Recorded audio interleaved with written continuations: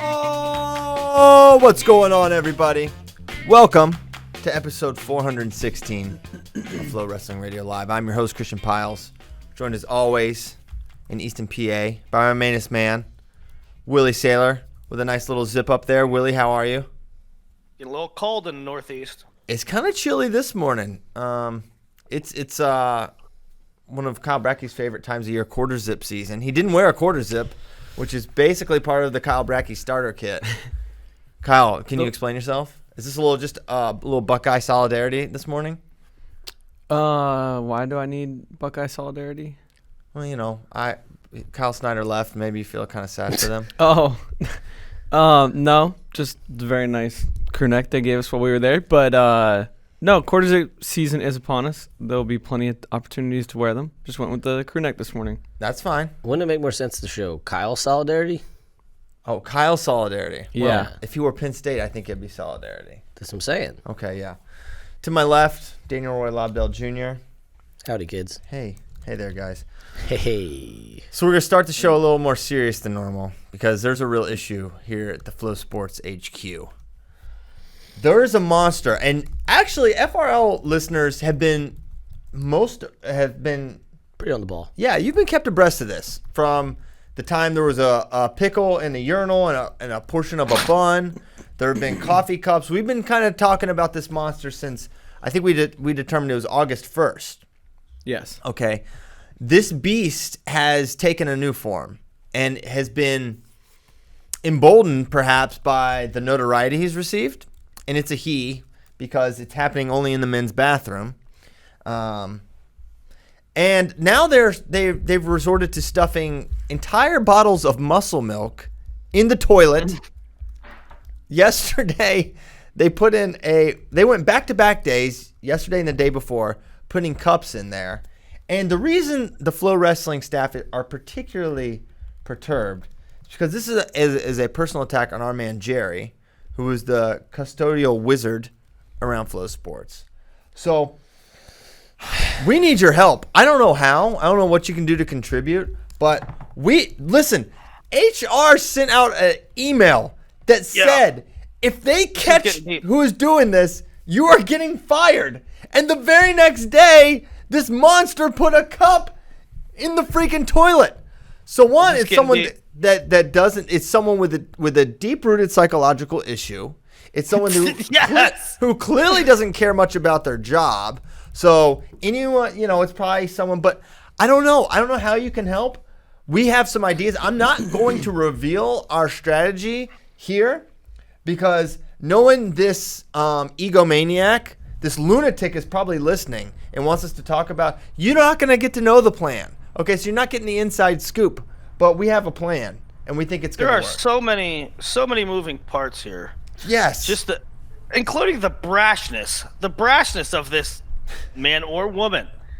I mean, it started off innocent enough, right? A pickle. Okay, a pickle. And like a bun, all right. Pickle. You're okay, you're lazy. Well, you're also weird because you're eating a burger in a urinal. But now it's like clogging up toilets and it's doing stuff, all the time, and that people have to clean up, and we have closed caption cameras and we still can't figure it out, and there's the email says the tapes. This is a terminable offense. Yesterday it's a terminable offense. And this person said, "Hold my muscle milk." Because I'm going to the next level. Oh, you're gonna send an email to all of us? Watch this. See if that slows me down. He's picking up steam. So I'm thinking, do you think maybe we turn the Alien Hour crew? Sometimes we look for the Oklahoma Octopus. Sometimes we look for the Mothman. Maybe we find the Picklenator. Oh, it ends today. Wow. I just got a feeling it's going to end today. What? Yep. I don't have that feeling. We are going to catch them. We are going to publicly embarrass them in front of the office, and then we're going to escort them out of the building. Using their head to open the door. Yeah. I have proposed. I said it. Flow Sports better catch this guy before Flow Wrestling does. Is all I gotta say. I've proposed several 17th century torture techniques. If you think Nomad can go dark, you don't know what's in this guy's head. He's got some ideas. It's gonna be. You ever heard the one where you Oh boy. you hang the person, but there is a block of ice below them, and you chop off their feet, Got it. and you kind of like rub salt. It's just terrible. You rub salt like here, wrists and ankles, and yeah, it's bad. It's bad. Hey, That's what I would do to this person. Wow. Nomad once said on this show that he wants to make an amendment to the Constitution to allow torture. Yes. It wasn't on the show. It was in the office. But we talked about it on the show. Yeah, so we're not happy about it. We've got, oh man, you want to talk about a shot of adrenaline this morning?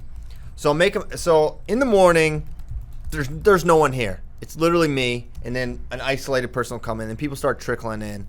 7:38. So I'm making my coffee. It's like 6:55, and I see a dude with a clear plastic cup walk into the restroom.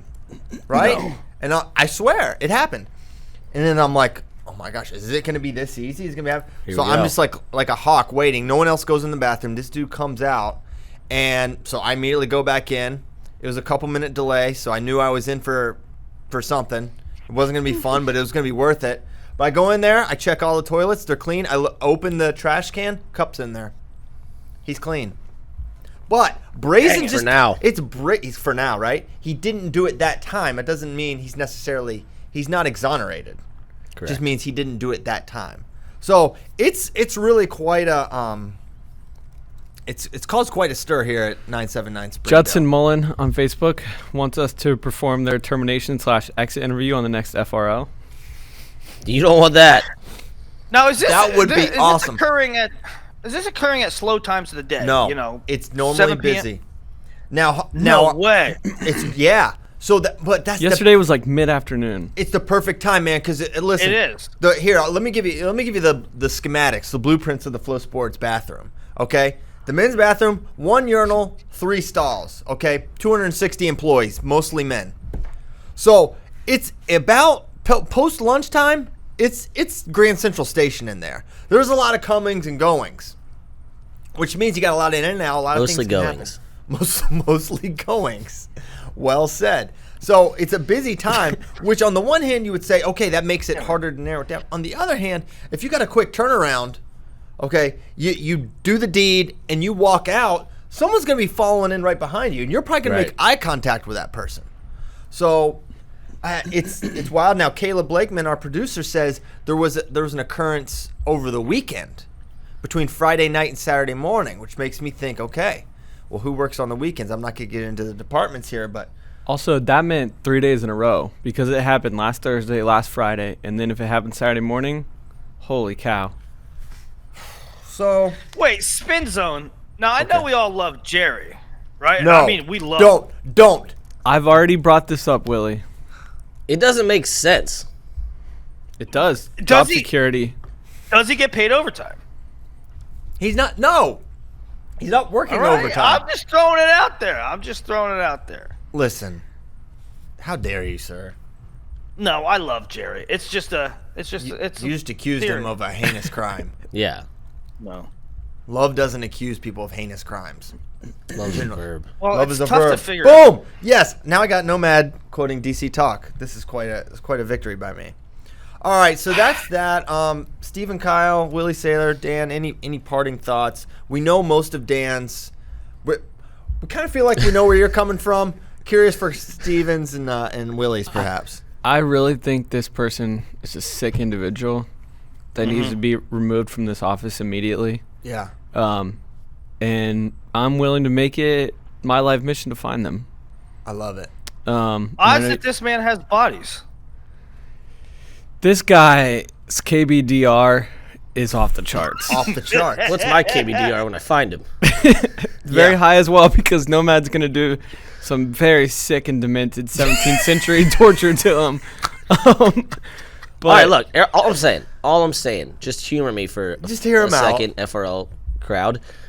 If you knew that the penalty for certain things was to be publicly guillotined, French Revolution style, would you do those things? Would you jaywalk if you knew that if you got caught, you would be publicly guillotined? Would you drop muscle milk in a toilet if you knew that if you got caught, your head would be sliced off by a blade dropping at accelerated speed?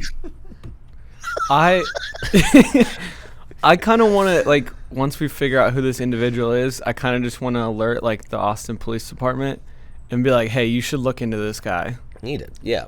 Michael Sears Well, I just think asked, Flo. would you guys accept a truce if the vandal offered to stop? No, Michael. Absolutely come on. not. Come on. Out. Like, No way. A truce, yeah, a truce. You can leave and never come back, and whatever happens, happens.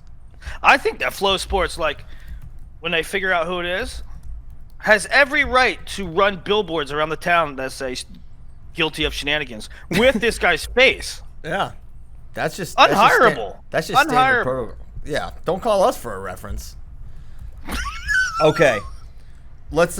It may come back. We may talk about it again, but we're in the midst of our NCAA countdown. It's been fun. It's been a real hoot. We learned a lot. We learned that Benihana will not be the starter for Princeton. We got that immediate feedback. We went from Princeton starter to hibachi restaurants to electric dance music. We did. Last show. Because of Well, you were like that person. Yeah, that was mainly you. Yeah. He's like, we. By we, I mean you. No, I didn't bring up Steve Aoki. I didn't even know Steve Aoki. Name one Steve Aoki song. You started it Name with one. Benihana. Name one Steve Aoki song. I don't know the names. Who knows the names of house music songs? I don't know. I don't know how this works. I'm trying to sniff out that you're a fake Aoki fan. Christian, I'll tell you this: if you heard some electric music, there's some electric music songs that you know. Okay, like the Electric Slide. I know that one. Damn it! All right, let's head to Ames, Iowa, for a dresser presser. The Iowa State Cyclones ranked 13th in the nation, tied for 13th, mind you. So if you're just now getting caught up, we're counting down the top 20 teams ahead of the NCAA season. There may be a little overlap with the season in the countdown. That's fine. Totally fine. So what we're doing, we're giving the rundown of the lineup. How are they going to do? Any potential champs, All-Americans, sneakers, okay? What's their schedule like? Nomad kind of gives us the recruiting rundown. Mm-hmm. Great alliteration there. So we'll start with Iowa State, a team I'm pretty excited about. We should probably also mention that Spey is working on the rankings. So we're going to be in a bit of a conundrum if things change and then they're out of order. So we may just have to go off the original preseason top 20. Oh, who cares? I mean, we're just not going to redo teams. It's fine. It's fine. This is fine. So 125, Alex Mackel / Todd Not Small. Maybe Todd Small. Todd Small said at Iowa State when we were talking to him that he maybe would go 125. We said, Todd, you're bigger than David Carr. And he said, I don't know. So maybe it's going to happen. We don't think it's going to happen, but I wanted to put that slash in there. 133, Austin Gomez. Also not small. In fact, very large. 141, Ian Parker / Anthony Echemendia. Could it happen? Dare to dream. If this guy gets in the lineup, let me finish the lineup, then we'll go. 149, Jared Deacon, All-American. 157, David Carr, Junior World Champ. 165, Chase Straw. 74, Marcus Coleman. 84, Sammy Colbray. 97, Joel Shapiro / Francis Duggan. 285, Gannon Grimmel, a.k.a. G. Grimm. Scheduling notes. They're going to do Cyclone Open, I'm guessing, since they hosted. Cliff King Las Vegas and the Southern Scuffle. So, really tough tournament slate. And their dual slate, Iowa, Arizona State, Oklahoma State, UNI, Missouri. So, tough dual slate. So, tough team, tough tournaments, tough duels for Coach Dresser, Metcalf, St. John, and company. Willie, initial thoughts on the Cyclone Zone? I think it's like probably the start of a here's the start of the reboot, I think, because you inject like the biggest star that they got in a while in David Carr. I mean, Austin Gomez was a big one, but David Carr was like the big of the big, right? Now I think it's going to be just the vibes. I think it's going to be Echemendia. At 41. Yeah. By the way, their lineup or their roster, 44 guys on their roster. It's a huge team. That's like a thing. I don't know. No roster cap, baby. Yeah, no roster cap. They don't maybe trying to avoid another. They didn't have a 125 the one year, and they found him at a gas station. I think Coach Dresser said. Still on the team. St. John Briggs, and he stood the test of time. So good find in the quick trip. Maybe it was a Casey's General Store. Who knows where they found him? But yeah, big team, big dream. Echemendia. I don't know if we talked about him enough after who's number one because probably I didn't get to because I wasn't there. But is that dude like? Is he gonna play? Could he place right like as a freshman? I mean, if he starts, I have him placing. I think he places. I mean, one, don't go under for one. Mm-hmm. Never choose bottom. Never choose bottom. Don't ever do it. Not even for as a fire. He's gonna be better than what percentage of the nation on his feet?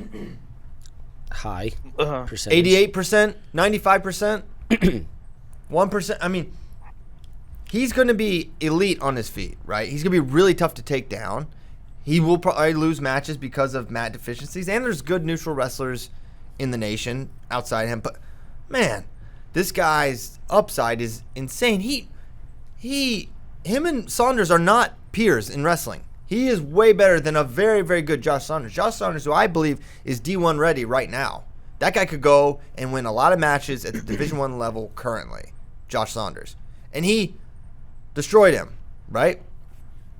So with that in mind, first of all, he'll have to supplant Ian Parker, who I think we all think is pretty dang good. But 24-9 last year. And that's 24-9 in a conference that was loaded at 41. Mm-hmm. You know, I mean, he's hitting these guys off at Demas and Albert and Ironman. Cade Brock last year. Cade Brock, right? So only 9 losses. I mean, Ian Parker's dang good. But when, I don't know, working through the who's number one process, I don't know. That nobody told me specifically, yes, he's going to be the guy in the lineup, but it seemed like they were anxious to get him going, right? So I don't know. You know how Dresser is. Make a splash, make a big splash. Yeah, I'm curious. You know, given their lineup this year, it's young. Why not redshirt him and get him up to speed, and then you have 4 years of this guy like understanding the mat game. It's not like you have a hole there. You have Ian Parker there. Why the rush to get him out there? Do they think this is their window, or they just are really adamant about? Because I like wrestling your best team, but at the same time, if this is a unique situation, and I don't know why you throw him out there right away. I see what you're saying, but looking at the composition of the lineup, I mean, first of all, my opinion, you just said your opinion, is that he's already AA caliber. Okay, right. He's already more elite. He's already more elite than most on their feet. And so I'm with you. I'm usually on the side of conserving your assets and saving a year eligibility. However, if he redshirts next year, they're going to run into the same problem because Parker got another year. Oh, okay, good point. Parker's only a junior? Yep. He's one of those. To me, he's like 3 years older than Stefan Micic, but he's actually like 3 years younger. Okay. So, speaking of best lineup, is it possible,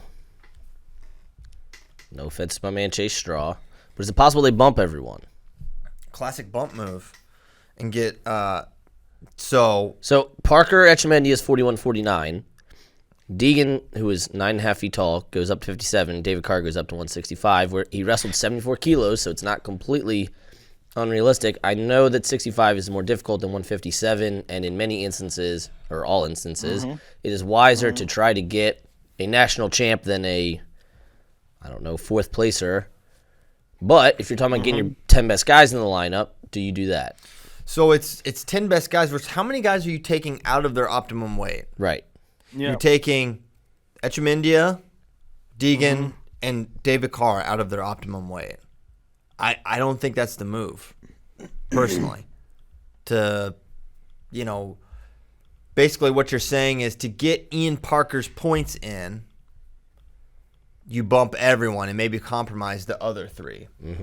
So that's the decision, right? That's why we're not D1 coaches, and they are, but that's what they have to decide. I do think David Carr would be fine at 65, but I just look at the matchups there versus the matchups at 57. I don't think he's ready to beat an Alex Marinelli yet. I don't think he's ready to beat a Vincenzo Joseph, a David McFadden yet. So that's just off the top of my head. Evan Wick's going to be problems. So right there is I think the cap is 4 or 5 for him at 65. 57, I think we all think he could win. And then Dagan, we know he's All-American caliber. We know he can beat those guys.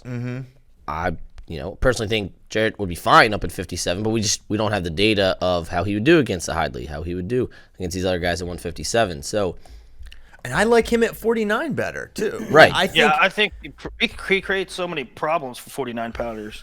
Yeah. Whereas someone like Hidley, I just don't see that stuff working on Hidley, a Berge, a Caleb Young, Deacon. Those are just super, super solid guys where I think, I don't know. Maybe so. I mean, Pat Lugo's a solid guy, and he's beaten him. So, So I just wanted to bring that up. For you mentioned Todd Small, he's listed at 133 on the roster. I don't know. He just might be one of those really, really, super valuable backups. Now, what about this? Austin Gomez, enormous person, right? What if he goes up? What if he's part of the bump factor, and then Todd Small slides in at 33 or someone else, and then it's Gomez, Echemendia. Yeah, I don't know. I don't think that makes much more sense either. Yeah, so that's possible, and they've got. Speaking of which, they do have some. They do have some depth, right? Aiden Reeves is going to be probably redshirting this year, I would imagine. 125. You mentioned Todd Small. You know what? It's not often. He's not going to be part of the lineup because it just doesn't make sense. But I'm as interested to see Aiden Reeves wrestle as perhaps any redshirt. Yeah. Really? Yeah, I think he's really, very really curious good. about him. That's a guy that I had ranked 2 or 3 coming out of high school and, or at least going into his senior year, and then he got injured. And I think he can be really good. I don't How feel like good there was much is what I want fanfare with his recruitment. Did I miss that, or I don't There, remember there wasn't, but Okay. There wasn't. in my few interactions with him, I really liked his mental, right? I really liked what was up here. Now, that was only a handful of times, right? I have no idea how the kid is in the room as a teammate, all these things, but he came off to me as somebody who mentally was Division I ready, especially if, when you get injured and you're off the mat for a while, sometimes it's hard to get back to that mental place of being where, you're a dominant guy. So if he can come back from that fine, and they do the right things with his redshirt year, yeah, I absolutely think he can make an impact for them. Looking at kind of the rest of the guys, Adasuoff, which was a really interesting get for them. And then you mentioned Francis Dugan at 197. Coming in the pipeline right now, they got 5 guys committed from 2020. Zach Redding, Ben Monroe, Drew Woodley, Cameron Robinson, and Cody Fisher. Cameron Robinson is maybe taller than Jarrett Dagan, and had a good win over DJ Hamidi at Super 32, a PA State runner-up from Willie. Council Rock South or Council Rock North? East. For who? Cameron Robinson. Council Rock North. Yeah. So really, really interested in him. And then, although they've got some of those guys coming in, they kind of got some line spots to fill that, they're obviously going all around the country. One thing I haven't been doing that I feel like we should have been doing, they have 21 team points right now returning, and a lot of those came in backside matches where they got pins. Do you guys remember that last year where they went on tear? The was it Thursday night? I remember when the Hokies ran wild on the backside at Madison Square Garden. Yeah. I'll never forget that. So this is what happened on the backside for them. Alex Mackel got a pin. Austin Gomez got a tech. Ian Parker got a pin. What? Yeah. This is crazy. Some pin slayers. Not Thursday night. Yeah. This was all first day stuff. All right. Well, that's not a good thing. It's like I'm going to take a loss and I'm going to tear up the backside right now. Well, I'm saying like I mean, if it was Friday afternoon, that'd be something. you get 3 or 4 pins, that's 6 or 18 points. It jumps you up quite a few spots when you're in the 15 to 25 range. 6 points isn't like an 8th placer. Okay. I'm saying that shows to me that shows something good from the coaching staff, that they're saying, all right, hey, you lost. Let's maximize what we can get on the backside, and they did. Yeah, I get it, but Jesus, you know what? Half your squad in the Of course not. In session 2. Of course not. I understand that. I don't know, man. Why not? It's a great story. However, they had guys on the backside right away. If you prepare your team to lose round 1, they're more prepared to wrestle back round 1 wrestle back. I tell you what, if I'm Kale and I'm listening to this show, and you really want to chase that Iowa point record, you got to drop them early because the guys on the top side are too good. They're really hard to pin. Here's the thing. You laugh, but you had guys lose first round who scored more points than some guys who made the quarterfinals because they went decision, out. Yeah, Willie. Because that is the scoring structure of NCAAs. all right, that's not how you draw it up, though. No, crap, that's not how you draw it up. But I'm saying that is a good thing. That's how I draw it up. Now, this team, they're ranked 13th. So are we feeling bullish, bearish, or hold-ish on this squad? I think, I'll say it, this is a top 10, top 8, this team potentially could place very high. Because I think you got a couple things going. You got to see who's got that major finalist potential upside. I will say that Austin Gomez does. I'll say that Echemindia could potentially place high. Deacon could place high. I think Carr could place high. And I think Colbray could place. So there's 5, 4 of which I think could be maybe even top 4-ish guys. I mean, you've got, right now, you have Austin Gomez, number 8 in the rankings. Mm-hmm. But Stefan Micic confirmed Olympic redshirt. Later. Dayton Fix. Likely. Very likely Olympic redshirt. Luke Pletcher listed as 141 on the roster. Facts. Austin DeSanto, not listed at 141, but we believe one of him or Gavin Teasdale will be there, will be going up. I believe that less and less. I think it's going to be DeSanto Mura in 33-41. I think our dream... You think Gavin's not in the lineup? Not in the lineup. He's not going to be in the... I don't think he's going to be able to wrestle first semester. I think at that point, probably DeSanto will be at 33. Iowa's not going to bump him up. So it's just going to stay. Gavin's probably just going to stay under the radar, do some redshirt stuff, and not. That's my guess. All right, well, we'll keep DeSanto here. However, Gomez beat him. Gomez beat Roman Bravo Young. Facts. And it was a very close match with. So DeSanto's 5, RBY 6, and it was a very close match with number 7 Mickey Philippi at NCAAs. Yeah, he was right there to beat Mickey too. He was on so many shots, just couldn't finish it. You watch that match, and it was one of those folk style wins. You're like, not sure, because Gomez took neutral instead of going under, as I recall. And yeah, if you can't get away or if you don't want to go under, is not actually a bad idea. No, I think against Mickey. I think he made the right decision to go neutral, and as many times as he got to the legs, he was just a finish away from beating Mickey. So yeah, I think that. I mean, I think Gross is untouchable. I think he's going to win the Hodge. But these other guys... So you can make the finals. And Gomez was a blue chip coming out, right? So it's not like he made a huge jump that's not sustainable, right? He was right there with those guys. He was at who's number 1, just like RBY was at who's number 1. So any of those guys could very conceivably make the finals. And if it's Austin Gomez for Iowa State, then all of a sudden we talked about when our conference rankings came out, which, by the way, those are going to be updated soon here too. We talked about, could they knock off Oklahoma State this year? You got Cade out, Dayton out. Yeah. Oklahoma State's a little more vulnerable, and especially they got some freshmen coming in.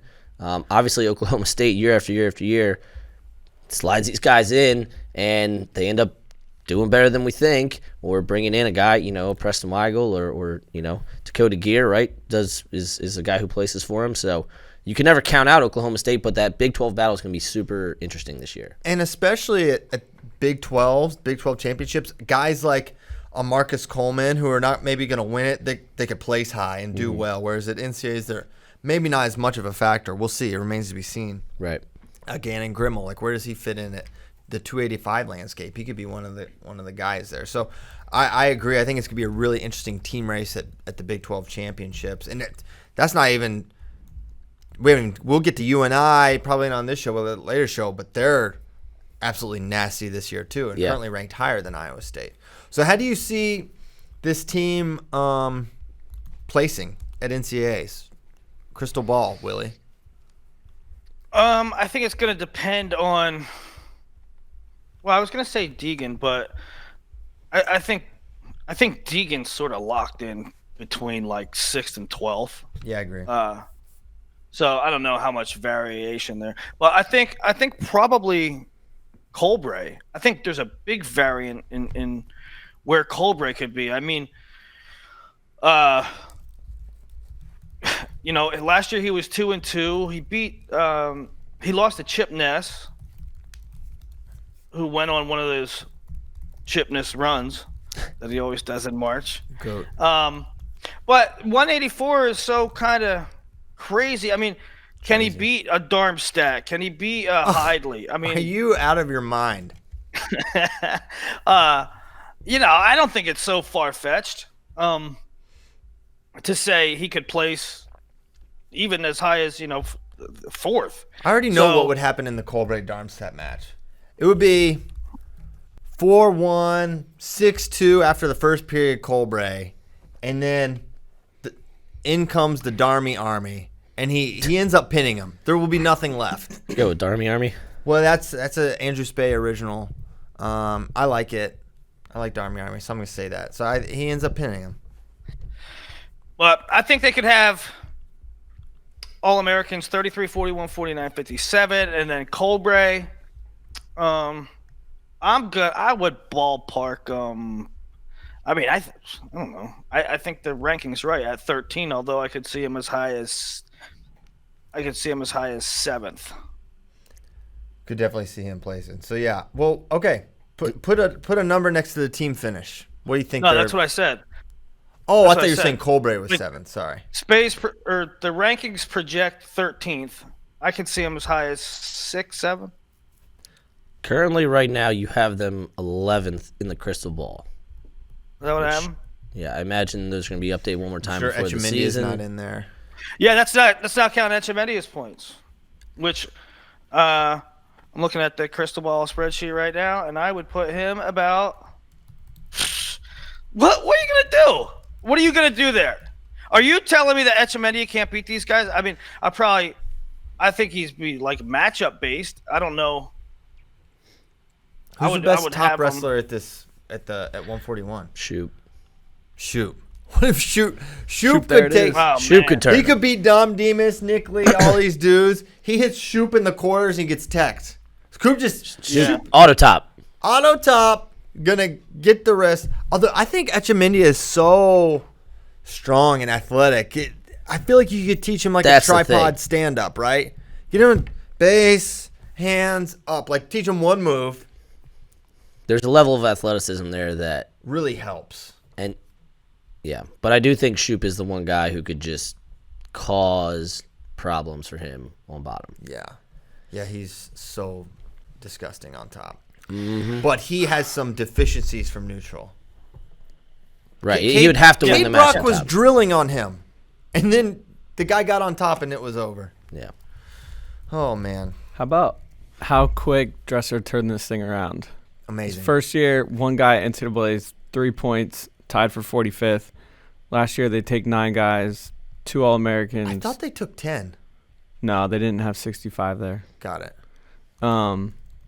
It'd take 9 guys, 4 in the blood round, 2 place, and they finished 16th. So, Yeah, really fast. yeah. Really, really fast. Now, as we said, cupboard wasn't empty when he got there. But still. That is an underrated thing about – this isn't about Dresser or any coach individually. Just that's an underrated aspect of turning a program around is, like, sometimes you walk into some bad scholarship situations. And sometimes you walk into some bad, like, you know, they got grade problems and APR problems and all graduation right? You got all these, like, administrative things you need to take care of where you need to show the AD, like, hey, we can get guys through for 4 or 5 years. And then you clear scholarships out. So not every turnaround job is the same, but Think about compare the cupboard there to what Lou Roselli inherited at Oklahoma. Or what Tim Flynn's trying to do at West Virginia Tim right Flynn. now. Right. Those were 2 programs that were just they did not have a lot left. Right? So there is definitely a disparity, and that should factor in. But even still, it's been fast for Coach Dresser. Yeah. And it's going to accelerate, too. They're going to be I think in the next couple of years, they'll be a perennial top 5 program, right? He was able to – he got Virginia Tech on the podium. I think there's great upside at Iowa State. It's crazy what they did in duels, too. They were 8-10 his first year with losses to Drexel and Northern Colorado. Just not great losses for Iowa State. And then they almost go into Carver and beat Iowa last year. There were several inches of Austin DeSanto's shoulder blade from – what a highly entertaining duel that was. And it was right in between – that was a wild one. it was right in between sessions at CKLV, so we got to watch all or Basically most of all it. It was just a nice little treat there, and I just when rivals have matchups like that, nothing better.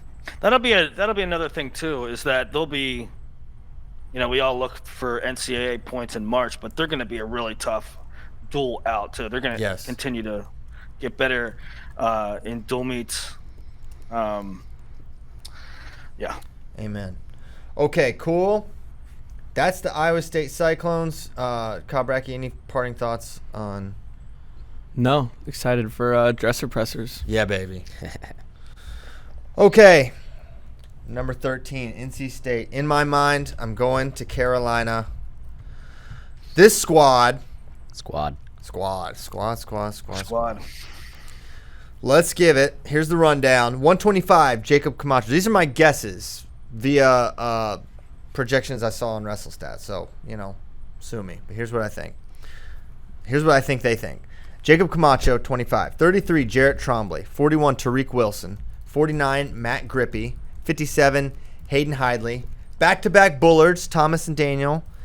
84, Trent Hidley. 97, Nick Reenan, despite regrettable parentage. And 285, Deontay Wilson. That's like a part of his name now. Everything he does it despite regrettable parentage. Remember when Sears asked us in the office? He's like, "Wait, why do you guys always say that reading guy has questionable parenting?" Well, why do you think? Why would we say that, John Reenan? Because it's just questionable. Okay, so we I like this team too. I think there's like you've got the title contending type of dudes with Hayden and maybe Tariq Wilson. I'll say it, and Willie thinks Nick Reenan's going to get second despite regrettable parentage. So there's that. Trent Hidley looked really good at Junior Worlds. Has been good for a really long time. So we feel like those are like high placers, and then we all like Jacob Camacho. So any guys in here that you think are potential sneakers, Willie? Sneakers. No, I think they're at where they're at. I don't think there's any. They be who they be. I don't think there'll be any surprises in there, but you know it's going to be another good year for NC State. They're starting to NC State. I don't know how they bring in as many kids as they do. They're the depth of their roster. I don't know. Remember how we were talking? I think about Lehigh the other year. It's like they're too deep. I don't know. They had such amazing depth, and NC State has been building that. They bring in a lot of good mid-tier guys. I mean, they bring in a lot of elite guys too, but they bring in a lot of guys that excellent depth, and so I think it makes the room better. It insulates them from if they have an injury, they got guys that can come in, step right up. They're going to be good. Dual meet team, and I think as far as NCAA tournament scoring goes, I think it sounds. We go over this team, and I'm saying all these teams, and I'm saying, well, if this, then this. There's a large variance, but I think this is another team that has a lot of variance because you don't know how Trent is really going to do. You think you do, right? We think he's going to be pretty good. You don't know how Nick Reenan's going to do up at 97. You don't know where if Camacho is 18th or 5th. We don't know that. That is true. I'm kind of bullish on Trent. Just I am too. Looking at the weight, I think it's perfect for a freshman. Also, just his physicality. He's not going to be like, oh, I'm a freshman. I'm like learning how to be strong against. He's a bull. And just the consistency, right? Or at least like relative consistency. He's been good for a while. Did Junior Worlds. Was that who's number one? Like he has the pedigree of a guy who can come in and compete right away. His results last year too. I know they were down at 74, but 2 losses on the entire year, 24-2, and they were to David McFadden and Joe Smith by a combined 3 points. Dang.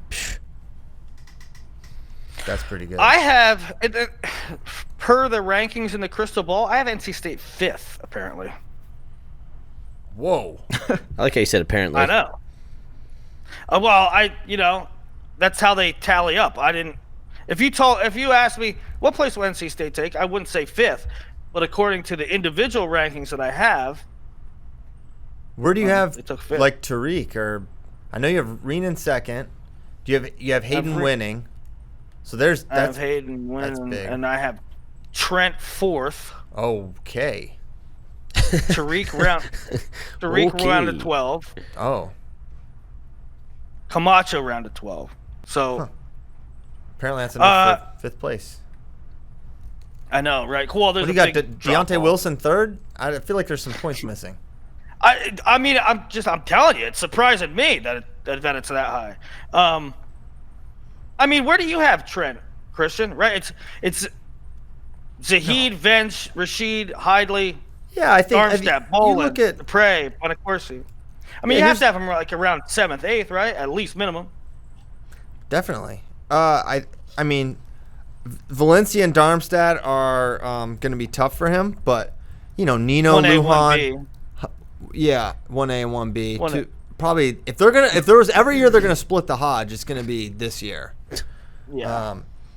Bonacorsi, Trent can go with a guy like that. Lujan, sure, that'd be a wild match. Those 2 upper body monsters. Sammy Colbray for sure. Shakur Rashid maybe will be a tough one, but he could go with a Venz potentially if he can get away on bottom. Hunter Boland, sure. Lou Dupre, sure. So yeah, I think he's a top 5 guy. I think he's really, really super good. He could be round of 12 as a freshman given this weight, but man, I think what you saw from his redshirt year through trials, through Junior Worlds, where it was pretty clear he was on the level at Junior Worlds. What did he finish though? No, he lost the weird one because of the bronze questionable challenge, but he still got bronze. He was bronze. So, I don't know. I think the variance is in this one. I'm pretty convicted that Trent places somewhere mid-pack. I'm pretty convicted that Hidley makes a final. I'm pretty convicted that Camacho will win some matches. I think it's dependent upon Reenan, who I picked second because of where he was in the past when he was healthy, and also his athleticism, and but he's a great unknown. So I think I think if they're between 7th and 4th, I think it's dependent upon Renan. Yeah, for sure. So, their schedule. Are they going to Cliff Keen, Las Vegas? Yeah, Cliff Keen, Las Vegas, South Beach. Then duels other than ACC, Cornell, Princeton are the big ones on there. So, good schedule, good team. Like this squad. Do we want to do one more? Yeah, I was just going to run through the lineup. Lot of different states represented, right? Connecticut, Michigan, Ohio, New York, PA, Carolina, Texas. Which kind of makes sense when you're North Carolina, but they got a couple bullards there. As Willie was saying, bringing in a lot of guys, which means you have good depth on your bench. At the upper weights, right? Owen Treffin, Colin Lawler, 149, right? We got Grippy starting, but could Fields and Lighton push him maybe? Again, at the upper weights, probably not going to start over Nick Renan, but Tyree Houghton, Christian Knopp, right? Those guys have placed at Super 32. Barnes at 157, I believe. Hunter Lewis, kind of bringing in some Greco stuff, and then Kyrie at the lightweights. And then I don't know how you get this many guys in a recruiting class. Anthony Noto, Ryan Jack, Ed Scott, AJ Kovacs, Donald Cates, Joe Roberts, Dylan Reinhardt, Kai Bell. That's one recruiting class. That's 2020. They bring in loads every year. Every year their recruiting class is 10 people deep. Christian, we haven't talked.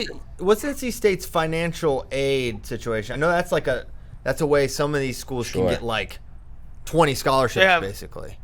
The way I understand it, they have a really good situation. I know UNC has great financial aid. I think NC State does. That's one of the financial aid is one of like the hard things to like understand, because some people it's like you used to have like a straight 10, and like Cornell has great financial aid. That's how they're able to get so many good guys, right? They're not all footing the bill for an Ivy League degree. Yeah, Ivy Leagues are like this. They tell me, if your parents are paid, you're paying a ton.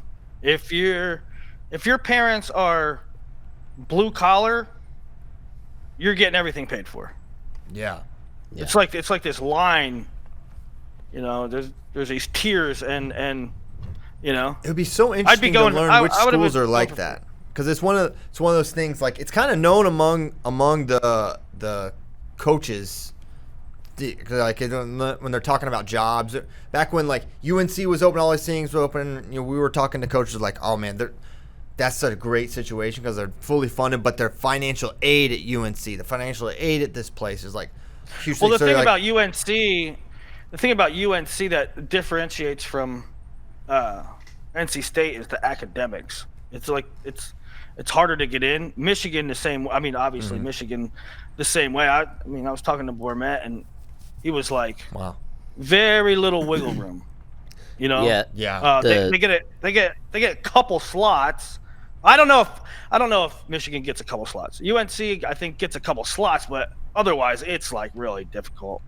I was told, and not to really comment on our two schools, just what I was told, that if Michigan had the whatever standards, financial aid, whatever of Central Michigan, they would have a much easier time getting guys in. Well, I have no idea how true that is. Just that was a comparison that was given to me about two schools in the same state, which kind of backs up with Michigan. Really hard to get into. Yeah. Not specifically. He tied has a to calculator NC State. pulled up, and it has the number 24 in there. Yeah, just a little heads we can up. get into that also. 20. What is 24? 24 returning NCAA team points. However, Tariq was down year over year. Hayden Hadley was down year over year, and Daniel Bullard was down year over year. So they've had higher performances there. Christian. Obviously, we're Hadley's preseason number one, and a lot of us probably pick him to win. So. Did we really get into Tariq at 41? Maybe not adequately.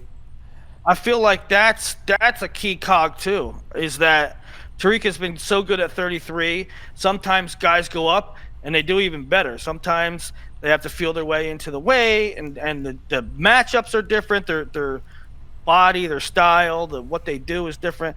Will Tariq be better, worse, or the same? I think he'll be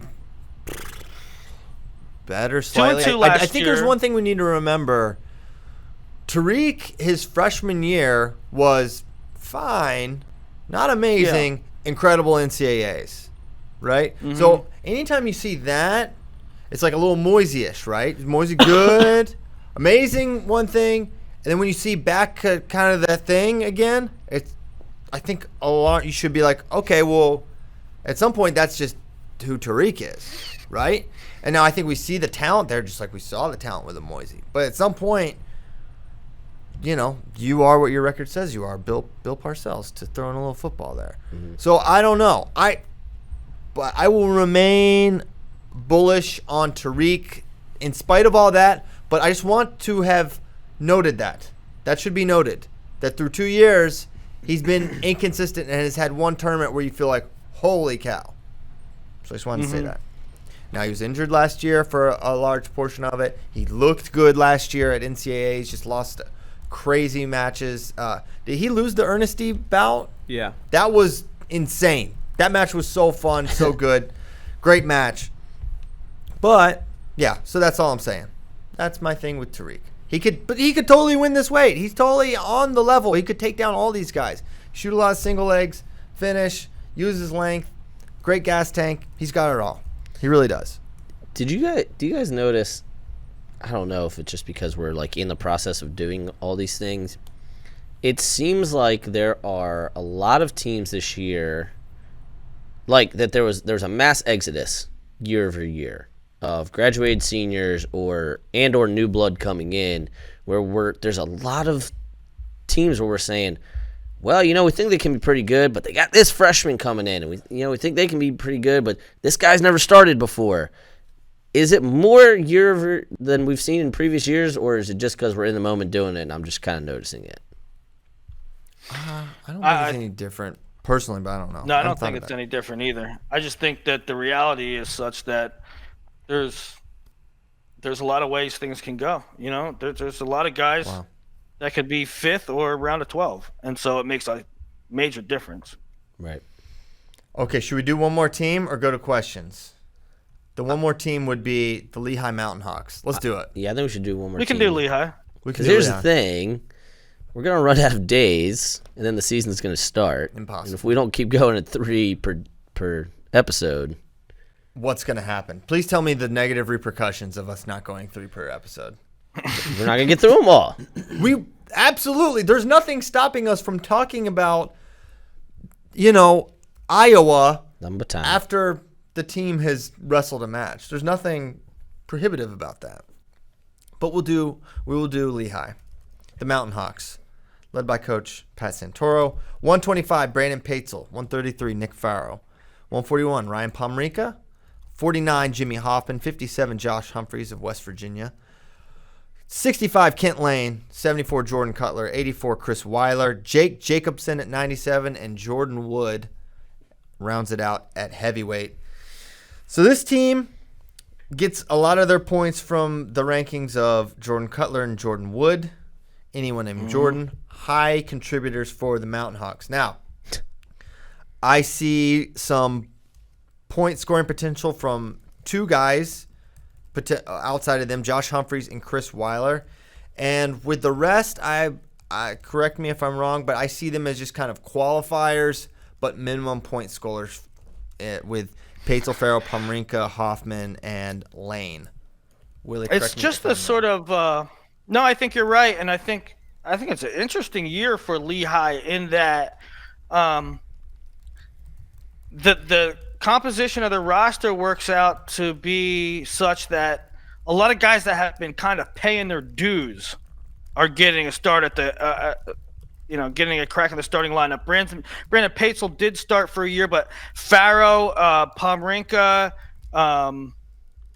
Kent Lane, these are guys that have been, doing work in the room but couldn't break through.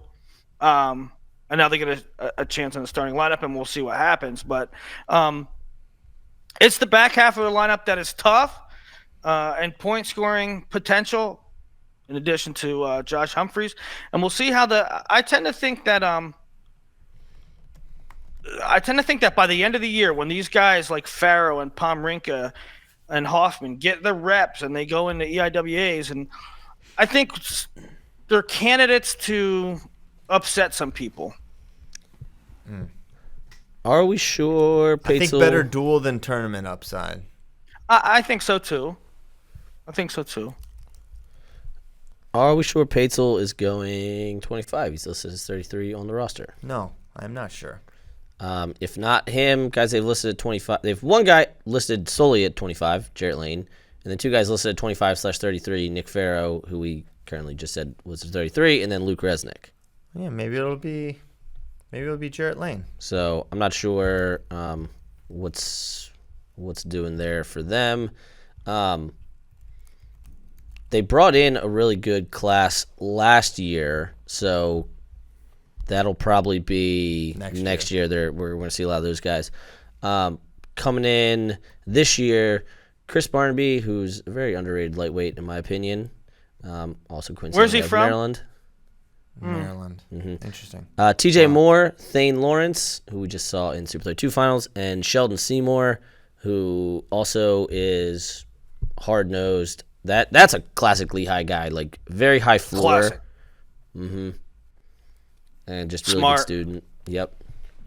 Good character. Love classic Lehigh guys. Stephen Kyle, thoughts on the Mountain Hawks? I think they're a team that has upside. Honestly, I think the two teams we talked about before them are probably better. I do too. But doesn't mean that they're not good. And Josh Humphreys is awesome. I've always really liked Jordan Cutler. Where's he from? He's from all over. Yeah, He went to like 4 three high different schools. high schools. Yeah. Yes, but what state's he from? He is from West Virginia. All the high schools were in West Virginia. It's hard to find more than 4. If he was in high school another year, he would have run out of high schools to go to. Kyle, you remember that year at Powerade? He was giving Gavin some trouble. Yeah. That was when he was a peanut. he was at Huntington, I think. The Huntington year, of course. But yeah, no, solid like always from the Mountain Hawks. Yes, solid singles. Their tournament schedule: Princeton Open, Journeyman, South Beach Duels. No real tournaments really. There are no back-to-back weigh-in. Didn't they do that last year too? I think that they did. It's interesting. It is interesting. Dual schedule, not fun. Oklahoma State, Penn State, Arizona State, Pitt, and then you've got the EIWA rigor with Cornell, Penn, Princeton, etc. So, tough schedule. Last year it may have actually been tougher somehow because the good thing about this schedule is all those duels you just listed are at home. Wow, it's a great day to be a Lehigh wrestling fan. They churn out 3 All-Americans a year like clockwork. So who's the third? Josh Humphreys probably. Jordan, Josh. I really like Josh Humphreys. Okay, couple guys that I forgot on Lehigh are coming in because they just committed. JT Davis did not just commit, but Connor Hersig and Caden Wright just committed within the last 2 days. Well, there you go. So that's Lehigh. That's their squad. And like Kyle Brackey, I think Iowa State, NC State just have a little more upside, a little more talent, a little more pop that'll rear itself Friday and Saturday in NCAAs. However, you also like consistency. And you also like knowing that your depth is good, which I guess we just talked about how those other teams are developing depth too. Yes. But you also like how the depth is good, especially over the course of a long dual meet season. And let us pray to the wrestling gods that Lehigh has a healthy season. Yeah. Every Because it year. has been a decade of just horrible, and not even just injuries, sicknesses. Illness. Austin Mays. I mean, Just out of this world bad things. luck. Eric Hess. Eric Hess. Yeah. I think we were at Scuffle and we were in the hospitality room and we're talking to Coach Dillon and just jokingly he was like, "You guys got any eligibility left?" Yeah. They were ravaged by injuries. Jeez. Nate Brown. Shout out Nookie. Mm-hmm. Oh, Billy George. Okay. So, that was 3 teams. We did 3 teams. We're maintaining our pace. We're not slowing down. We're not speeding up, but we're being very consistent with the teams we're knocking down. I'm enjoying this. I'm learning a lot. I think, man. I'm psyched to see them next year. I'm really excited for this. Is getting me more excited for the season. I'm like, NC State and Iowa State are tied for 13th. These teams are awesome. These are really good teams. That means the teams are only going to get better, right? Theoretically. Of course, a lot can change in the rankings as we go. But as I'm looking at, so I'll just give you a little tease. Classic tease. This is big in the industry. You just tell them what you're going to talk about later. So next Tuesday, we'll get into Minnesota, Northern Iowa, and Nebraska. Willie very bullish on Nebraska. Probably thinks they're going to unseat Penn State this year. But we'll get that. You'll have to wait for how they're going to unseat Penn State till Tuesday. Okay. So let's get to some questions from friends. Q's from F's. Wow, it has its own. Q's from F's. Oh, Q's from Q's F's. from F's. Yeah. Q's from F's. Q's from F's. Q's from F's. Oh my gosh. What just happened? Woo! What just happened? Oh, from Michael Flugfelder. Who? Oh, come on. Flugfelder. I hope he lives in Pflugerville. He's on. No, he's Random. He's a PA guy. He's on Facebook a lot. Random. Okay. Has Dayton You know, Fix announced Olympic red shirt yet? No. No. We're waiting on it. TDB. We'll find out. Okay. Jude Swisher wanted an update on the Flow Sports bathroom vandalizer. We'll keep went you posted. above and beyond on that. Yeah, we got you. Flugfelter, another question. Did I buy a new car or still driving the beater? I'm driving the minivan still, and it's been fine. I did notice Tuesday, I went to lunch and I parked it, and then I had to leave to go do something. Oh, parent-teacher conferences, and I noticed there were liquids leaking from the van, but who am I to investigate these things? So I just drove it, and it was fine, and I made it there and back. So I think sometimes things just leak out of vehicles, and you just have to say, this is okay. You don't know that. No, I don't know that, but I just have to assume that at some point it's okay for things to just leak out and it's not bad. I don't think it was oil, right? This is fine. It's fine. You don't even know. You probably can't even name like 5 fluids that are in a car. Gas, oil, All right. Fine. Start. 40% there. washer for the windshield wiper fluid. Dryer. That can't leak. Yeah, it can. Anything can What? leak. Did somebody Son. shank your windshield wiper box? That literally happened. That can absolutely All right, leak. Back to the story of my stupid van. When we were driving to move here from Virginia, in Bristol, Virginia, all right, on the Virginia-Tennessee border, complete. Now, remember, this van. Bristol was in Tennessee. It's in both. It's split city. Immaterial. So when we're driving, remember this van just has blowouts. It doesn't it's not like whoa, whoa, whoa, whoa, oh, something wrong with the tire. The tire just explodes and you're just like on the metal, right? So That's that always fun. happens, tire explosion, and the On the tire metal. exploded with such force, it shot up into the windshield wiper tank and punctured it and broke it completely. And now I don't have windshield wiper fluid. I can't pour it in there. It's just Still currently? yes. 3 years later, Get we a never new- got it. It was $600 Get a new to car. fix it. You don't need Get a it. new car. Yes, you do. You don't need it. But we are living proof that you don't need it. You don't need it. Christian is driving the car from Tommy Boy. I mean, get yourself together. That is absurd. It shot up. The tire, boom, because it was the front right tire or whatever, shot up. Oh, my goodness. And boom, shrapnel took it out. And then he was on the metal. Then it was on the metal, right on the rim, whatever it's called. So yeah, that happened. And no, I'm still driving it, and it's fine until it's not. Sounds Tony- like it's already not. Tony Meister, if someone called Joey Gunther a bulldog, who would be more upset, Kyle or CP? This is a great question.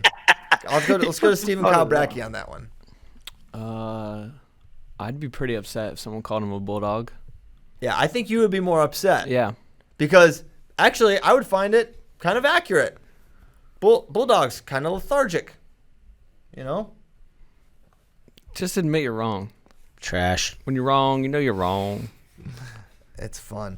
Oh, Kevin Mulder from Yeah, I don't like this question. I want to yell at him. Yeah, well, this is to teach a good lesson to Kevin. We were not going to yell at him. This is a great opportunity to educate. With Micic, Store, Amin, etc. taking red shirts, who will be the best NCAA finisher for Michigan besides Mason if he's not taking a red shirt? I was going to take my kids to a couple duels this year, but the depleted team has me wondering if it's worth it. Kevin Mulder, shame on you. You are within driving distance of the University of Michigan to watch wrestling duels, and you're like, oh, the red shirts. They're going to be good. They're going to be fine. You're going to be able to watch how many good D1 duels. You think Michigan's not going to put out a quality product? Also, listen to the teams they have coming there. North Carolina, Oregon State, Michigan State, Maryland, Minnesota, Iowa. Hello. Go watch college wrestling. Your kids will love it despite who is in or out of the lineup. Here's another thing. You guys know, collectively, we all know, I'm a big season ticket guy. Right. And here's season another tickets thing. to every school that has them. 5 years running now. 5 years running. Every single one. And here's another thing that I repeat ad nauseum. College wrestling is a zero-sum game. For every All-American that Michigan loses this year, someone else will gain All-Americans, right? The 80 All-Americans and the 10 national champs will figure themselves out. However, what we need is more fans going to duels. Butts and seats. More fans going to tournaments. More money coming into schools. Cash in RTCs pockets. being built, or local sports clubs, if we're going to go that route. Cash. And coaches being taken care of. Gloves. So, Railroads. So, yes, Michigan may look a little down this year because they have guys, they're supporting guys following their Olympic dreams. However, it is paramount that college programs continue to grow their attendance, and it can only happen if guys like you, Kevin Mulder, I'm looking at you. Me too, Kevin. Let's go. Single shot here, Caleb. I'm looking at you. Get to the single. Come on now. Kevin Mulder. Wrong camera. No, wrong camera. Go to duels. And if you don't, we're going to come find you, and we're going to do the things that we're going to do to the mission. We're not going to do that. Person. We're not going to do that. We're not going to do that. But hey, Kevin and everyone else who's like, excited, oh, should I go to duels? Yes, you should go to duels. I can't imagine. You know how lucky you are? You're like, you get to decide if you go. I live in Austin, Texas. You can't do it. I would wish I was like, I wish I could drive and watch a somewhat down Michigan year for this year. And they're not even going to be that bad. We should go get into their lineup. I don't have it handy. But my goodness gracious. You're going to have Matt and you're going to have Silva, Mason Paris. Here's my thing. Wait, did we get to Michigan or did we already do Michigan? They're not in the top 20. Countdown thing. Okay. Well, but here's my thing though. Nomad, you're sort of talking about supporting the team, which is cool and all, but from a spectator standpoint, it's not charity. I'm not going to sit down and watch a crappy football game just because you should support a team. Shut the hell up. What is the matter with Stony Brook? What am I missing with Stony Brook here? I know what I'm missing. Never mind. My point is Mulder, whose wife's name's Scully, probably. You're gonna see something good.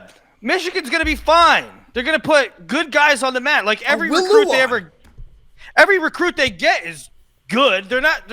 Their whole lineup is going to be solid. They're in a Big Ten schedule with other good out of conference duels at home.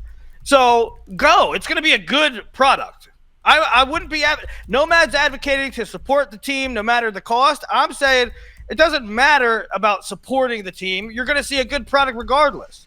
Well, I don't look at it like charity, and I'm not asking I understand it's their hard-earned dollars. However, if you have made up your mind to spend money on wrestling this year, go. It's good for the sport. You'll feel good about yourself. It's a great self-esteem lift. Yeah. I'm saying it's not going to be your daughter's recital. You don't have to go out of obligation, right? You don't have to go out of obligation. No, of course not. It's going to be, if in Kyle's terms, it wouldn't be his daughter's recital. It would be a Taylor Swift concert. Yes. Well, Kyle Snyder or Kyle Brackey, thoughts on Taylor Swift? She's fantastic. She's great. Yeah. Once in a generation talent. Kyle gets Swifty with the Swifties. That's right. But I also just get don't do Swifty that. In general. Yeah. Okay. Here we go. The last 10 minutes have been off the rails. Totally on the rails. Wow. Kyle's probably going to beat me up after the show after my Stony Brook comment. The Seawolves are good. I know. They almost beat Nomad's squad. Ooh, squats. Okay. Keyword almost. Matthew Denholtz. You guys talk about free agency at RTCs. What kind of salaries are top guys, women bringing in return for their affiliations? Good question. It's not super really known.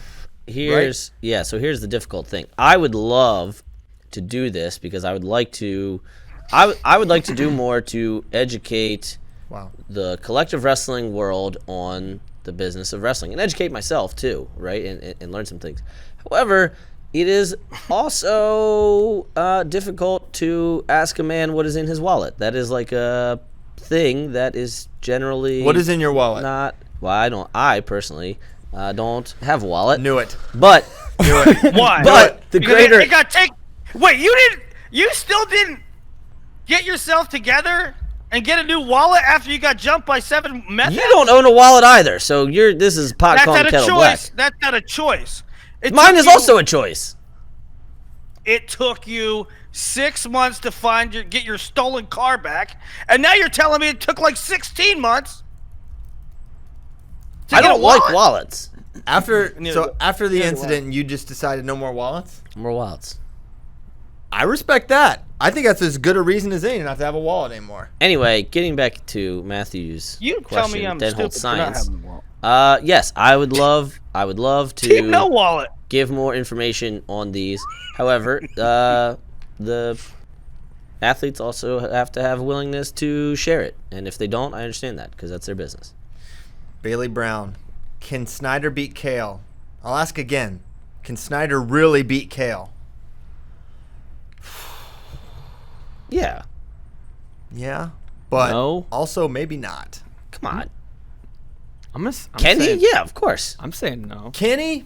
Yeah. Does he? Will he? Here's the thing. Shall he? Should he? Would he? Here's the thing I never understood.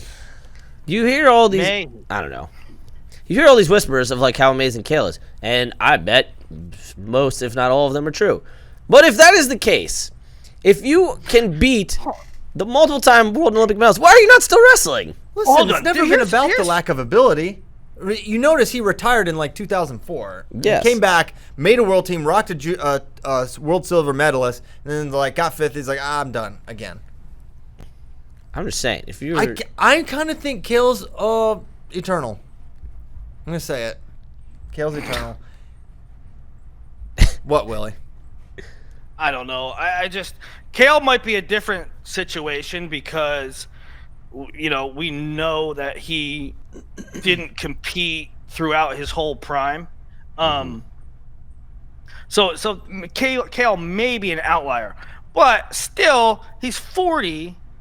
And there is this thing in wrestling that I think is hogwash, and that thing is about coaches in the room still having it, and like, man, he just mops up on this guy. Man, I can't believe if they still got it like that, then why ain't they winning world medals? And I'm not talking about Kale. I'm talking about you hear this other rumor stuff like. Yeah, that's where I'm at, Will. It's not rumors. I don't believe it. The Terry Brands Alex Marinelli thing is not a rumor. Oh yeah. That happened in front of my face for an hour. Yikes. What do you want? What do you want to say? That happened. I think what Jared Then Fraser why did. There's video evidence of Terry Brands and Matt McDonough. Also, I The think year he won a title. what, I know, but what It Jared wasn't- Fraser did this year, just like entering the Open and then beating dudes and qualifying for World Team Trials. Okay, but that's a Still lot got it. different. Getting 7th at the U.S. Open. No shots to my man Jared Fraser. But getting 7th at the U.S. Open is a lot different than beating a You 3-time just- world and Olympic champion. You just fired a shot. yes. You That just is a fired big. shot. That is a huge gap. No, Stop that's shooting not at Jared that's not what Fraser. I was talking about. I'm talking about when they're like, this guy still got it in the room, because that's what Willie brought up. Jared Well, Fraser. to have No, it in no. the room, Stop taking I know shots that at the- Kale Jared needs to beat Fraser. the 3-time world and Olympic champion. Maybe he does. Maybe he's just that good. Like I Chris said, maybe he's know. just eternal. I know that there's I know I think that he's Frayer is eternal. probably awesome in the room. Who did they say? Is it Jaggers? They say is just. Who do they say is awesome in the room? Give me some other examples. I don't know. I feel like Schwab's like gearing up for a comeback. That guy is still like insane. I'm sure he mops up in there. Are you kidding me? You don't have to get ready if you stay ready. That's exactly right. Schwab just He exists at ready. I'm sure there's a lot of guys. You telling me Sammy Henson couldn't still destroy? I mean, come on. Yeah, I mean, that is the thing, right? Like, a lot of the coaches are former high-level guys, so of course they're still high-level. Why don't Sammy Henson enter the trials at 57? Well, I don't think you could make that again, but he's pretty thick. No, he There's can a lot make going it. Oh, here we go now. All right. Sammy Henson, can you still make 57, please? Someone ask him. No way. Willie wants Snyder down to 86. Yeah, I know. Seriously. If you had to pick someone to run FRL in your will, who would you pick from Flobo? This is very contemplative. You know? This is not a question I have remotely contemplated. This is dark. First of all, did you say we goodbye need to come to to the children? terms. Death waits for none of us. You know? I would say Sam Herring. I'd feel good him taking the reins. Maybe my son one day. Maybe Natalie. I'll say Pass. I'll say if I'm dead, that means F all you. I'm putting Sion in charge. You can deal with that hell for the rest of eternity. Wow. So Willie's going to try to haunt us. Dang. All right. Wade Chalice hot takes. Who is the biggest pop culture actor personality Piles has no idea about? I'm always curious to learn this. That's a difficult question because I think every few shows you should just bring a few names and we'll see if I've heard of them or know anything about them. Let's go to the Billboard Top 100 right now. Okay. And I'll tell you what, I'm gonna be in the same boat. I don't know much. You knew Steve Aoki and whatever Diplo yeah, that's that's just coincidence. There's probably a handful that you know too. I'm not up on pop culture. All right, let's run down. You could name a lot of like A-list current actors and actresses. I have no idea who they are. Bracky, you get some actors ready. I'm gonna do like a short list of artists. All right, ready, CP? Yeah, I'm ready. Travis Scott. I know he's a rapper. Okay, good enough. Houston. Lizzo. He's from Houston. Lizzo? Is that the really fat lady? Oh my God! You can't say that. Why not?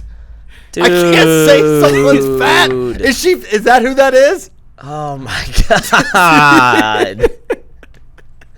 You can't say someone's fat anymore. Listen, You should be able to how do you say somebody's describe fat. someone that weighs 300 pounds? How you can How would I describe have her as a got there? tremendously talented individual? I don't know her for talents. I just As the headlining act of ACL, I don't know all these other things. Golly. Her name's I'm Liz. sorry. This took a hard left turn. I don't even want to finish. How would now. I have described? How would you describe her? Honestly, if you were trying to make someone be like, I don't really know who is I that? would pick. I You would wouldn't say. I would say. You know the girl who sings "Truth Hurts." She doesn't wear many clothes. And She's fat and doesn't wear clothes. yes. Sounds like a recipe No, for we have to success. stop. Everybody All stop. right. We're I'm moving making on. We're observations. moving on. Is Moving the on. word fat not sayable anymore? We're moving on. Shawn Mendes. Can I say Nomad Skinny? Or are you guys going to No, lose there's your no body. minds? There's no body shaming here. You Shawn can't Mendes. say that. I can't say he's skinny. Answer the question. No, I have no idea. Is he a jiu-jitsu star? Post Malone. I think I know who Post Malone is. He's a white guy with a lot of face tats. Billie he's Eilish. an idiot. Billy Idol. Yes, I know who that is. And yeah, that'll do for me. Bracky. I googled famous pop culture people. Do you want to know who? It was Beyonce, Taylor Swift, Prince Harry. Do you know who the fourth person that showed up in this Google search was? John Stamos. Chalice. Boy George. What? I don't know. All right. Oh, boy. All right, that's a solid Google there. I think you know who But all is those Boy people George- are, though. And that comes right after Harry. The Brits must have messed up that Google algorithm. He's probably still huge in England. Well, huge. Whoa. Oh, dude. Relax. Huge? You can't Yeah. body shame people, dude. I didn't body shame. I didn't say. That's not. I didn't say. If I had said I find her gross because of that, that would be body shaming. All right, I found this other Some people article. are tall. Some people are skinny. Dude, Some people are wider. Just I hope Lizzo's Okay, crew. PC police. I hope wow, Lizzo's Kyle crew Brackey, gets Dan after you. Lobdell, Willie Saylor, the PC police. No. Let it be known. I didn't say there's anything wrong with it. I didn't Piles, say we anything wrong can't with say adult words on this show because of you. So shut up.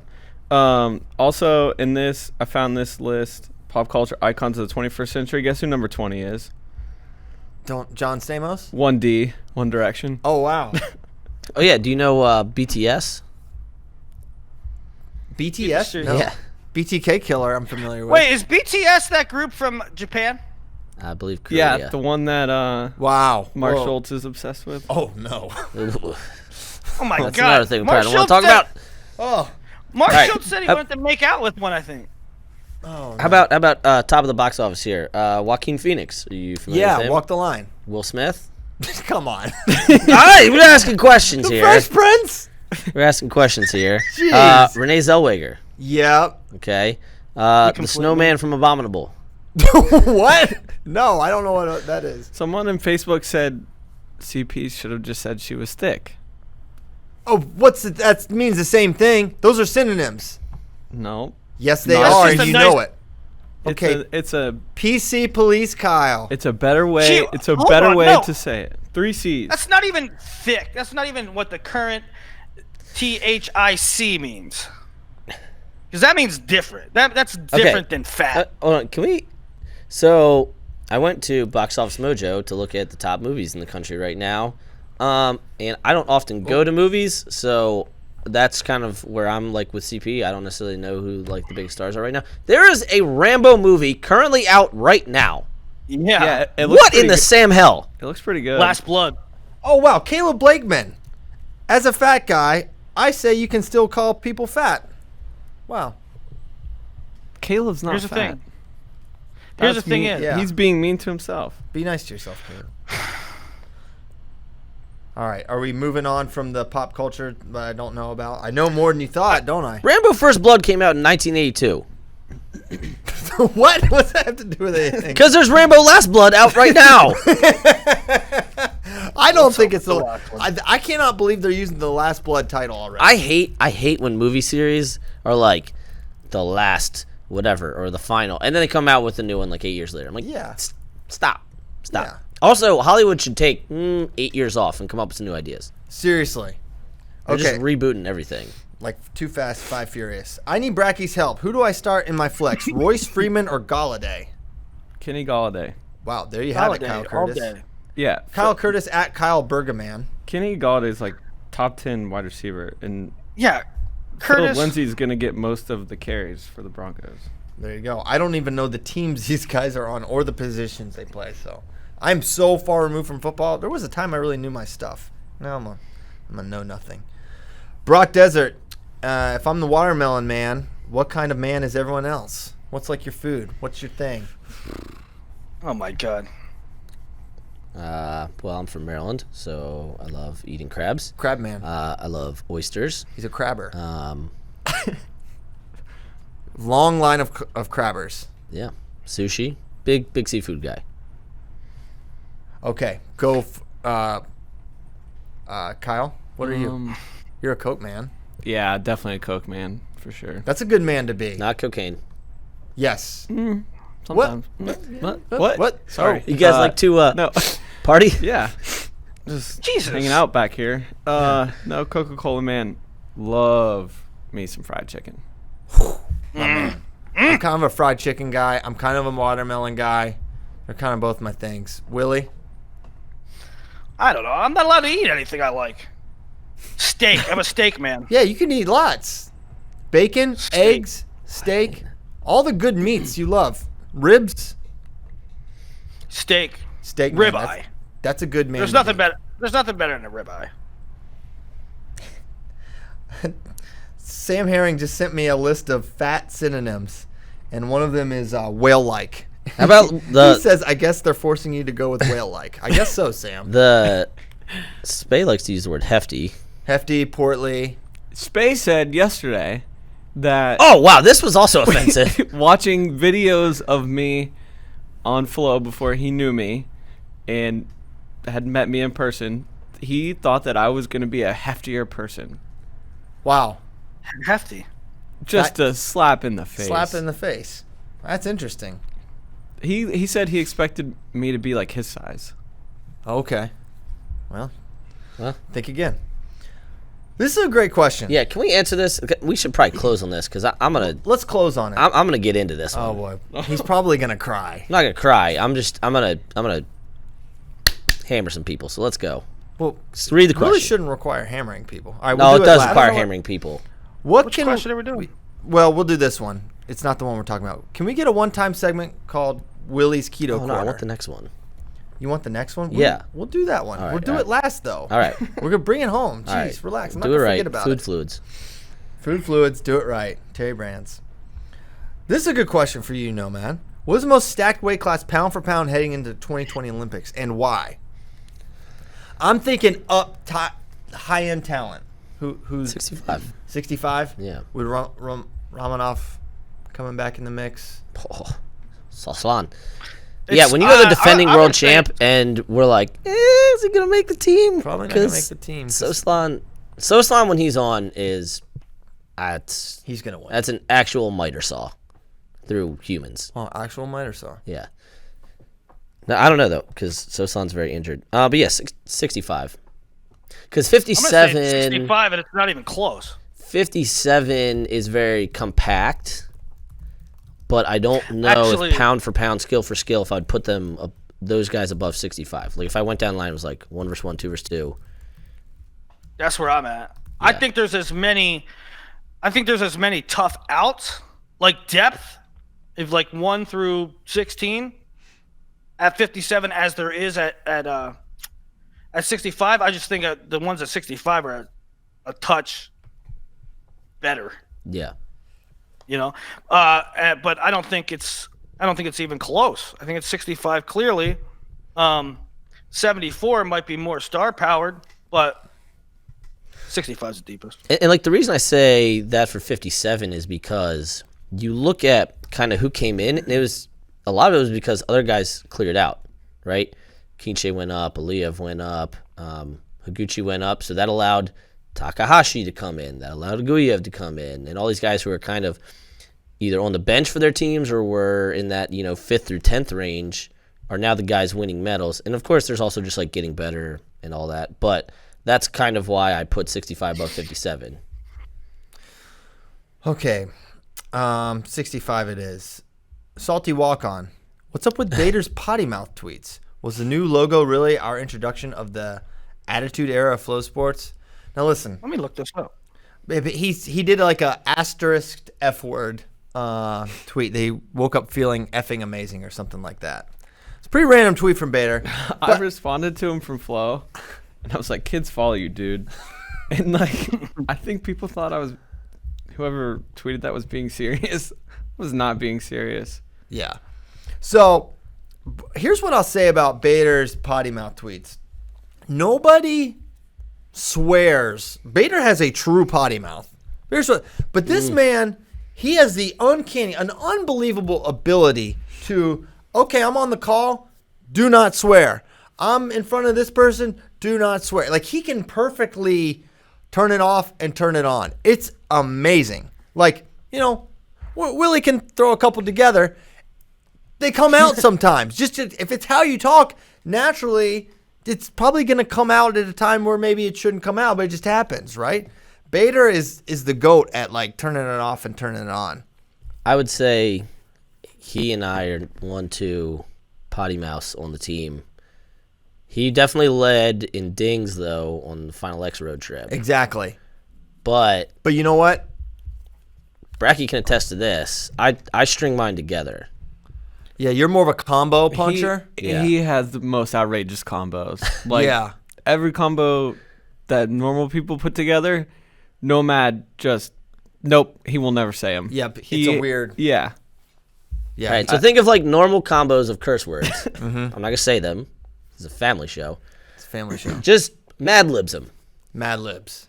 Yeah, it doesn't even make sense. It doesn't make sense actually, but you just got to go with it. It's the emotion behind it. That's so correct. no, it's no new era here at Flow Sports. It's just maybe a little bit of Bader's raw emotion spilling out into the Twitter sphere. Hey, non sequitur here, just for seasonality purposes, Oh wow. say what you want about the new Flow logo. Incredibly more easy to make a jack-o'-lantern out of. New logo.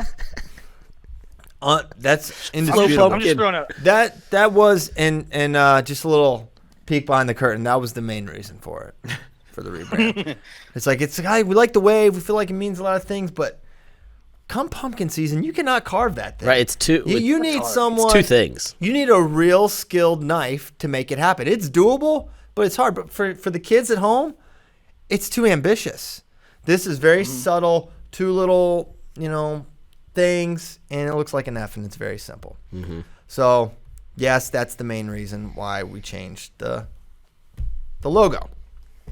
All right, this is from Willie Sailor's Keto Kryptonite, and it's a picture of chicken nuggets. For Willie, was I worth breaking ketosis over? No, I wish I hadn't. No, it wasn't worth it. There You you know go. what would have been worth it? Casey's Pizza. Absolutely. Our man Michael Sears I just tell you what, recently if had I it was- for the first time. He loved it. Yeah. If I was in the same situation and there was a slice of Casey's pizza there, it would have happened. Okay. You know, you kind of were in the same situation. You were in Iowa for like 5 days. I know, but who's number one? I wasn't destitute. That's a cold wind. Good use of destitute. Great use. Okay. Hey Now- guys, I think man. next Thursday Uh-oh. I want to bring Blakeman on the show for an Alien Hour. Ooh. I love it. He has You guys are going to love Blakeman. he sent me an email. He has an incredible story about some an alien abduction in Wyoming, and he even pitched a show Where to he went to HBO. college. He pitched the show to HBO? Like Yes. Project Greenlight? Yes, he That's needs awesome. he needs on this show to talk about it. Yes. Let's disseminate this. Absolutely. Let's really get this out there. Next Thursday, Blakeman. Wow. So you guys need to see. There's a lot of very interesting people that work here that you guys don't even know about. So you need to know Caleb. Some of you Blakeman's might. our He's producer, worked if you don't wrestling know. events before. Yeah, he's been in many wrestling events. Good point. So you've seen him maybe. All right. Let's get to it. Anthony Esposito. What's the best way for the average person to grow wrestling? I'll let Nomad go first before he All right. steamrolls me. So, I'm going to answer your question, Anthony. Maybe you go by Tony. But I want to start with the beginning term of time. grow wrestling Wow. because it is completely no. nebulous and people will cherry pick whatever they want to believe about the term grow wrestling. And To suit we're not their even, own narrative. to suit their own narrative. And we're not talking about my man Joe Williamson, who's doing stuff with Grow Wrestling Yes, no, and not has Joe. 8 events live on Flow this year. One of them will be this weekend, the Fall Brawl. But people will just throw this narrative out and say, this person or Flow or this team or that National Federation is not growing wrestling because I disagree with what they are doing. So it is extremely annoying to me when people just say, you're not growing wrestling. Because you have no idea what actually grows wrestling. You have no idea what, how all of these other things interplay into wrestling. For example, there was a while where numbers in wrestling were going down in terms of high school participation, on the male side at least. Do you know that basically every other sport was going through that same decline? One, I think, because there might have been a population decline because, my generation, there was a lot of kids in the boomerang generation, the baby boomers kids, and then it went down. Number two, because they're single sport athletes. So that's just a thing that's like, well, wrestling isn't growing because the participation numbers are going down. When in actuality, it might have been the same number of kids. He It's just contacted the Census we didn't Bureau. have like football players and baseball players playing, right? So that's like Yeah, one the thing numbers- that really The numbers pisses me were off. additionally going down in about-facing sports. Yeah. Like about football is fencing. going down. facing sport. So just, and I don't believe Anthony was trying to do this, but like, just stop with your bullcrap grow wrestling arguments. Because they're just whatever you want to believe. No, man, I think you're really taking this question the completely No, wrong way. I know. I'm not taking the question the wrong way. When I heard Grow Wrestling, but when I heard question. Grow Wrestling, it reminded me of how often people screw this thing up. Anyway, I ain't gonna lie. The term "grow wrestling" triggers me too. Yes. When people get Well, it gets lobbed at us a lot when we do something that some people don't like. Yeah. So now to answer the question, in my opinion, the best thing for an average person on the street to grow wrestling is, and it's like any number of things, but basically like kind of depending upon what your financial status is. But first thing is go watch wrestling. Go to a high school dual meet, go to a college dual meet, go to a tournament, go to a senior level event. That is the first thing. Take out your cash and watch wrestling. 2, subscribe to watch wrestling. Right? FloWrestling. That's not what I would say. There are other ways. Put your dollars into the wrestling community. Also, volunteer your time. Coach, ref, wrestle yourself. Enter an open tournament. Right? Continue. Wrestle yourself. Continue growing the sport in that way. Because to me, what I think wrestling needs more than anything is 50,000 more of people approximately like me who could not have wrestled in college but want to continue following the sport long after their wrestling career is over. I think that will be the healthiest thing for wrestling in the long run. I think the number one thing you can do is get involved at the local level with coaching, teaching the sport, building a love of the sport, being a good voice around the sport where you instill the values that wrestling instills. The more people that can have a wrestling mindset in the world, the better the world is going to be, the better off wrestling is going to be. I think that is the number one biggest impact you can have. Yeah, investing, going, doing, but if you're a part of it at the local level or a high school or a youth club, that is the number one thing I think you can do, because you cannot have enough good coaches. And when I say good coaches, I don't mean the best breaker downers of single legs or whatever. It's the best teaching the sport, teaching the qualities that make you a quality person. That's the number one thing you can do. Mm-hmm. That's the best way, Anthony Esposito. So, in short, volunteer your resources, time and or money, to do little things to help wrestling move forward. Or I would win the Olympics. Yeah. Win the Olympics, that's always. Brecky, Will, you got anything? I'm sorry, I know that. Yeah, my first thought was go to events, go to high school dual meets, go to college dual meets, and bring one of your buddies that never saw it. You know, bring one of your buddies that maybe is a casual, not very, very, he's a rookie. He maybe saw it a couple times or whatever, but go to dual meets. They're important. Expose more people to wrestling. Right. Cool. You guys nailed it. Wow. All right. We really did it. We really did it, guys. Anthony, I'm sorry, I wasn't yelling at you. You did. I know you had good intentions with the question, or I think you had good intentions. Sounds like you did. I don't know the interpretation that could involve bad intentions with that question. Actually, I don't know how it could have been bad. All right. Well, that's it. I think we're ready to go. Maybe we'll have an emergency FRL if we bust the sociopath that's our coworker. We need to go make a sweep. We need to do a perimeter sweep for sure. But yeah, we're not gonna get too much into it to our plan. Nope. Because that's none of your business. Because I know you're listening, and we know you're out there. So help us. If we get a hold of you first, there will be no exit interview. Okay, do you understand? Are you picking up what we're putting down? And that's it. Ugh. No interview.